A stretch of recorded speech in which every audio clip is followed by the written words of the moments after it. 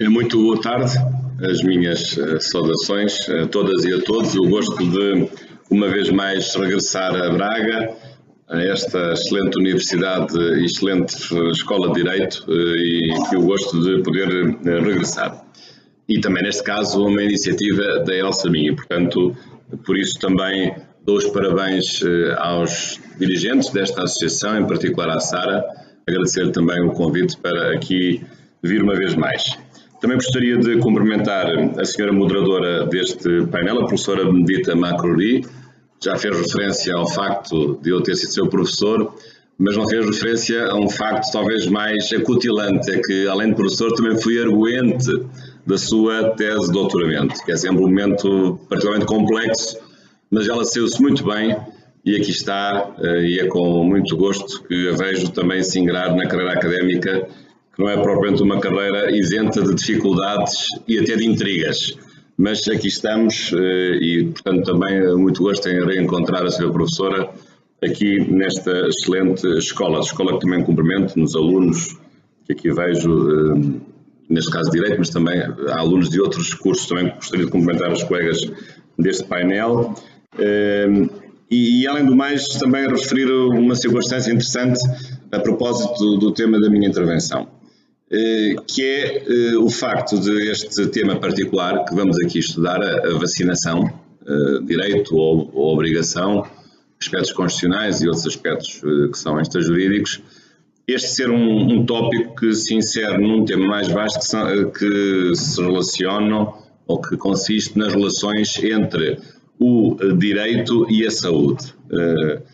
Sabemos o que é a saúde, sabemos as várias ciências que estão envolvidas na saúde, mas o direito tem uma palavra a dizer. E, portanto, quando falamos em saúde, também temos que falar em direito. Aliás, há um direito da saúde.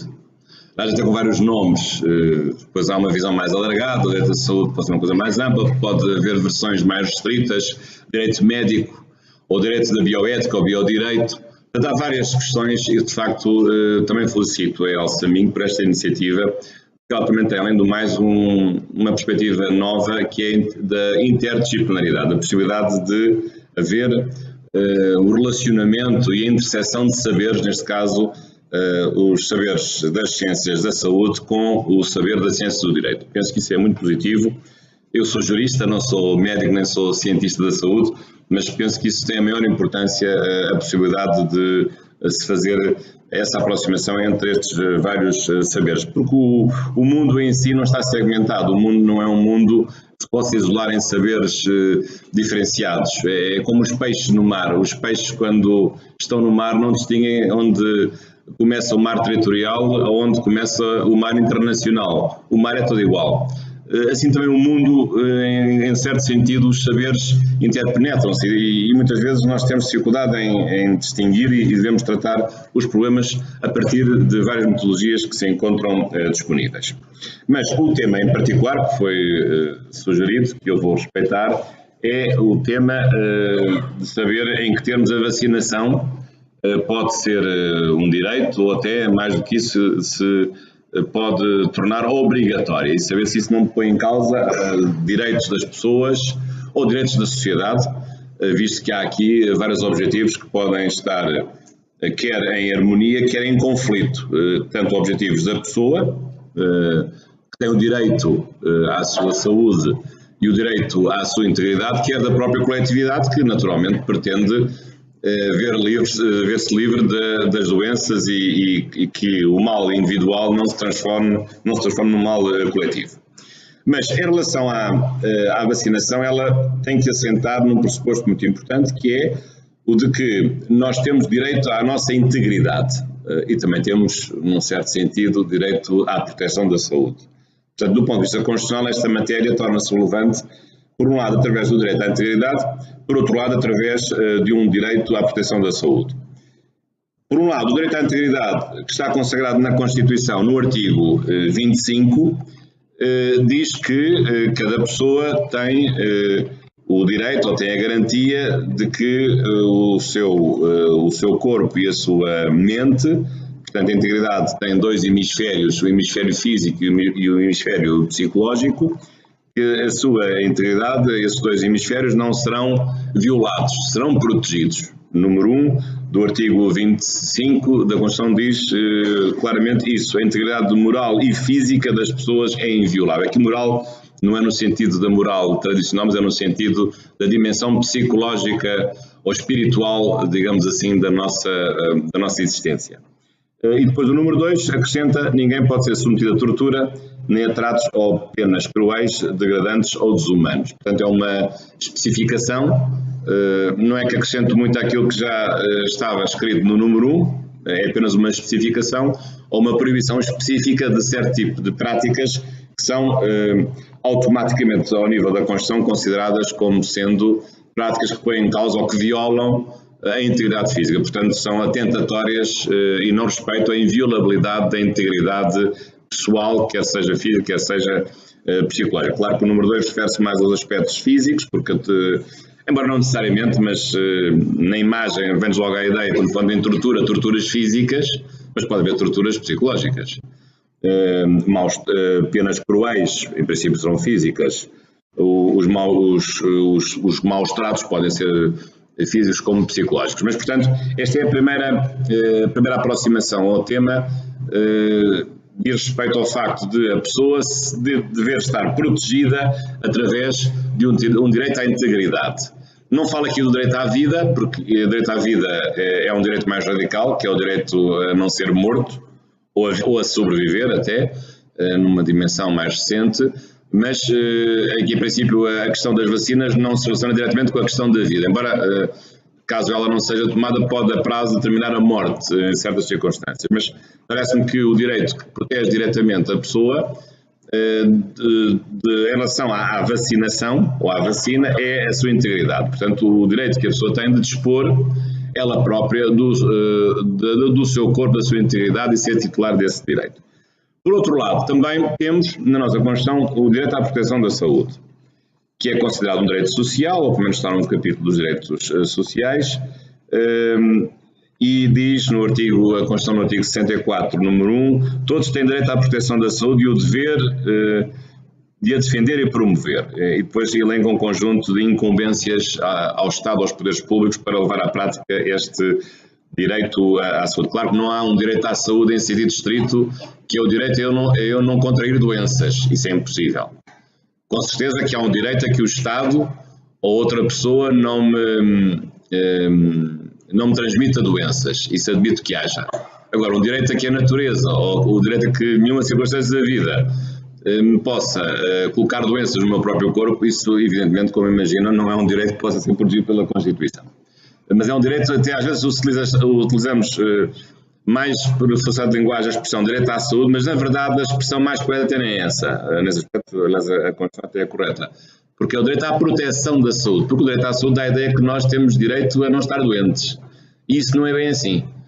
Temos um direito a ser protegidos, a ser defendidos de circunstâncias que nos possam provocar doenças através da intervenção e da ação de um conjunto de atores, quer dos outros membros da comunidade, quer do próprio Estado ou dos poderes públicos no modo geral. Portanto, este enquadramento para vos explicar quer a importância quer do direito à integridade pessoal, quer o direito à proteção da saúde, que devem ser vistos de uma forma complementar. Claro que o facto de eu poder sofrer doenças, mesmo que sejam provocadas por alguém, é mais restrito do que aquilo que o direito à integridade pessoal protege, porque a minha integridade pode ser atingida, pode ser violada não apenas por doenças. Por exemplo, um crime de ofensas corporais. A pessoa que comete um crime de ofensas corporais está a violar a minha integridade pessoal. Bem, se eu morrer, violou o meu direito à vida.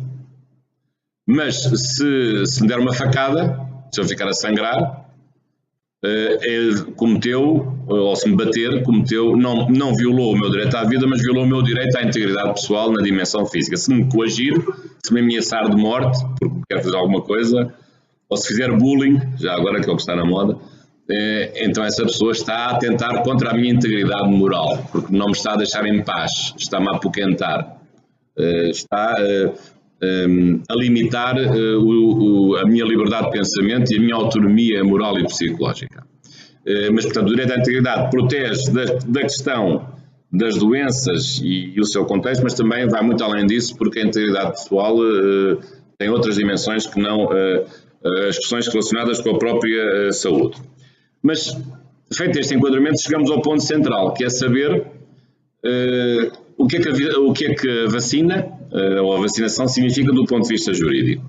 Bem, do ponto de vista médico, eu não sou um especialista, sei que o Louis Pasteur realmente inventou, eu diria, o princípio das vacinas, que foi muito importante, a ideia de que se inocularmos certos micróbios no corpo humano, eles desenvolvem realmente defesas que no futuro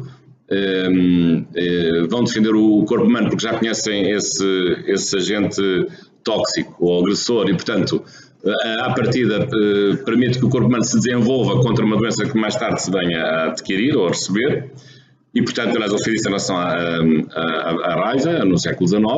Depois, o princípio das vacinas alarga-se, em geral, a todas as doenças, porque é precisamente inocular no corpo humano, quer na versão dos agentes agressores vivos ou às vezes mortos, porque não é preciso ser vivos, e isso basta para que o nosso corpo possa criar anticorpos para que ele se possa defender se uns tempos depois aparecer realmente esse agente agressor, quer seja na modalidade de micróbio, bactéria ou vírus, embora os vírus sejam mais difíceis, porque são menores em relação às bactérias e estas são menores em relação aos micróbios. Convém, ainda me lembro algumas coisas que estudei há 50 anos nessa matéria.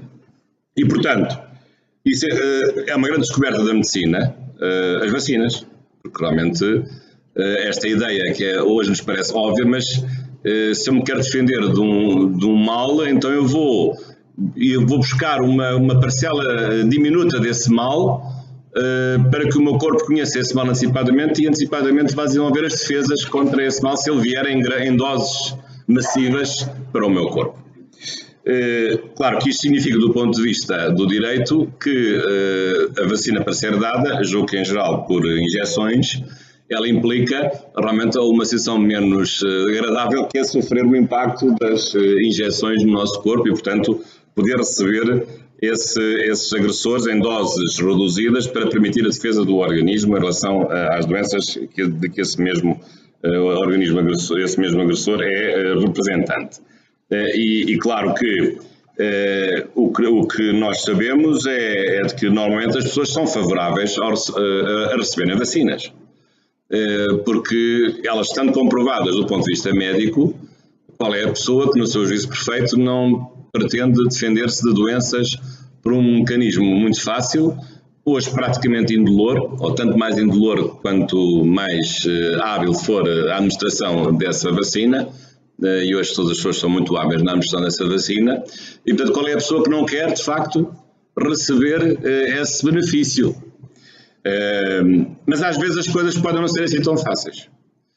Porquê? Porque pode haver às vezes algumas vacinas que não sejam totalmente eficazes e algumas podem estar numa situação de transição entre aquilo que é 100% eficaz e aquilo que não é nada eficaz ou que está numa fase experimental. Isso já pode suscitar algumas dúvidas e às vezes o risco não é um risco totalmente eliminado. Pode haver algumas vacinas que alguma dose de risco, às vezes algumas daquelas que são comprovadas podem ter alguns efeitos secundários ainda que leves, um pouco de febre, por exemplo. Agora, se for uma vacina num estádio anterior em que não se suscite muitas garantias, duvido que nesse caso se possa considerar como tecnicamente uma vacina que possa ser administrada do ponto de vista do Estado ou através de um plano nacional de vacinação. Mas pode haver outras razões para que as pessoas não queiram receber as vacinas. Pode haver razões de natureza filosófica ou de natureza religiosa. Às vezes as razões não são muito ponderosas, porque são razões do desconhecimento, da ignorância, do atavismo. Também existem. Ou da desconfiança. São várias as razões, ou até às vezes a desconfiança nos próprios cuidados, na higiene do procedimento ou nos instrumentos utilizados para inocular a vacina. Podem ser muitas razões que temos de compreender, mas, na verdade, o que é normal é que as pessoas aceitem, se for uma vacina dada como deve ser e com garantias, aceitem que a vacina seja realmente administrada, porque lhes garantirá que, de facto, daquela doença não vão padecer, porque antecipadamente o seu corpo vai formar os anticorpos para se defender no futuro daquela doença quando o respectivo agente agressor penetrar no seu corpo. Bom, mas a verdade é que as vacinas não são apenas um direito, ou não são vistas apenas nesta fórmula mais simpática, mas podem às vezes ter efeitos gerais e, portanto, de direito de cada um, elas também podem ser um dever de cada um, no sentido de a sociedade ter o direito de se proteger de doenças, e a maneira de se proteger é obrigar cada um dos seus membros dessa sociedade, dessa comunidade, a realmente receber essa vacina.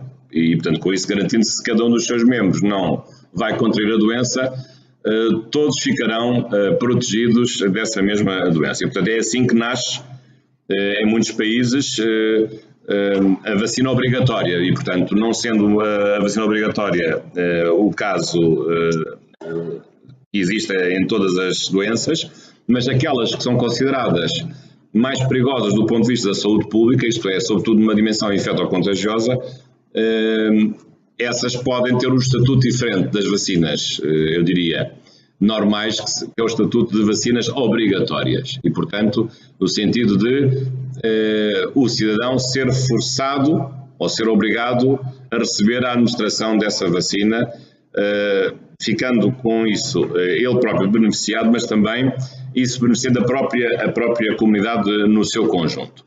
Claro que isto aqui é que levanta um problema jurídico mais complicado, que é se a vacina passa de um direito para um dever, pode ser aqui um problema realmente de respeito pelos direitos da pessoa em relação ao seu próprio corpo e à sua integridade. Porque a vacina, quando é um direito, ela só é administrada se a pessoa em causa concordar com a sua administração e, portanto, se ele concordar ao consentimento, que nós dizemos em direito, nas certas circunstâncias, do lesado, mas neste caso é o consentimento do beneficiado. Agora, o problema é quando a pessoa em causa, o beneficiado, não quer a vacina. Pode recusar uma vacina que seja considerada obrigatória? Esta aqui é a questão principal.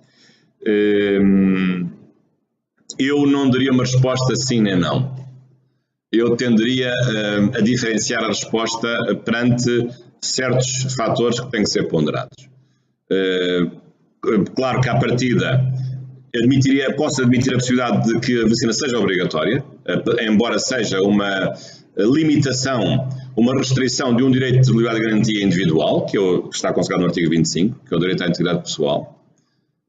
Mas os direitos não são absolutos, os direitos podem ser limitados, podem ser restringidos, quando há razões objetivas que justificam essa restrição. Portanto, não há direitos absolutos, ou poucos direitos absolutos há. E, portanto, este é um caso em que o direito à integridade pessoal, que seja atingida por uma vacina obrigatória, pode ser um caso em que essa vacina obrigatória não é inconstitucional e não é violadora, porque estará legitimada, não é violadora de um direito à integridade que, naquele caso, enfrenta uma restrição na sua amplitude e no modo como vai ser exercido por parte do seu titular. Quais são os fatores que é preciso levar aqui em consideração? Em primeiro lugar, a gravidade da doença. Uma coisa é obrigar alguém a vacinar-se contra uma doença de sumente importância, outra coisa é vacinar-se contra uma doença que seja grave, para ele e para a sociedade. Em segundo lugar, uma coisa é obrigar alguém a vacinar-se contra com uma vacina que está em fase experimental, que tem elevadíssimos riscos. Outra coisa é obrigar alguém a vacinar-se contra uma vacina que está mais do que experimentada, que é inteiramente segura. Terceiro aspecto a ponderar. Uma coisa é obrigar alguém a vacinar-se contra uma vacina, com uma vacina contra uma doença que não é infecto-contagiosa, e, portanto, que só diz respeito àquela pessoa. Outra coisa é obrigar alguém a ser vacinado de uma doença que é eminentemente infecto-contagiosa e, portanto, se propaga facilmente por toda a comunidade envolvente. Portanto, eu diria que estes três elementos são elementos muito importantes para nós avaliarmos a legitimidade constitucional de restringir um direito à integridade pessoal, obrigando alguém a ser vacinado. E, a meu ver, essa obrigação existe se a doença for grave, se a vacina for segura Mas mais do que esses dois elementos, se houver um dano enorme, caso não seja administrada a vacina, à própria sociedade e à comunidade do seu conjunto, que não tem nada que receber a doença que aquela pessoa está a propagar só porque não quis receber a vacina, e se tivesse recebido a vacina ela não seria portadora dessa doença e não andaria a espalhar, a contaminar o resto da comunidade com essa mesma doença só porque capricho não quis receber essa vacina. Portanto, penso que esta é uma questão que se deve colocar nesses termos. Claro que, sendo a vacina obrigatória, ainda há um outro problema. É que o facto de ser obrigatória não quer dizer que inelutavelmente a vacina venha a ser administrada, porque a pessoa pode se recusar. E a pergunta é, os profissionais de saúde vão agarrar a pessoa à força para lhe dar uma injeção e a pessoa a gritar e a arrastar-se pelos corredores do hospital ou do centro de saúde? Chama-se a polícia para a pessoa ser objeto ou ser alvo de uma intervenção no profissional de saúde para que lhe seja administrada uma vacina? Será assim? Vamos a tribunal para que o tribunal determine a obrigatoriedade da vacina ser efetivamente administrada? Se ele não o fizer, vai preso? Vai ser aplicada uma coima? Nunca mais poderá entrar num serviço de saúde enquanto não se vacinar? Bem, imaginem que há muitas possibilidades que nós podemos colocar. Este é um tema importante, é o tema das normas e das suas sanções, porque em direito a normatividade pode ser de 2 graus, isto é, um cumprimento pode ser obrigatório, mas não sendo cumprido não há uma sanção para o seu incumprimento, mas um comportamento pode ser numa primeira fase obrigatório e também numa segunda fase ser objeto de uma punição, porque o direito não quer que seja só obrigatório, mas quer que efetivamente aquele comportamento seja respeitado, impondo, nos casos mais severos, a mais severa de todas as sanções que nós conhecemos, que é a sanção da pena privativa de liberdade. Não temos pena de morte, felizmente, não temos outras penas, mas temos como sanção mais severa, eticamente e culturalmente, a pena privativa de liberdade.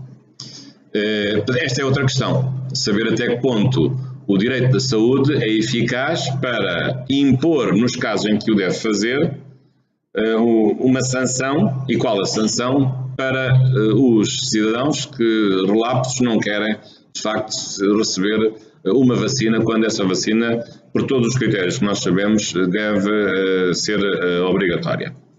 Para terminar, o tempo está a esgotar, há ainda uma outra questão complexa, ainda mais complexa do que esta.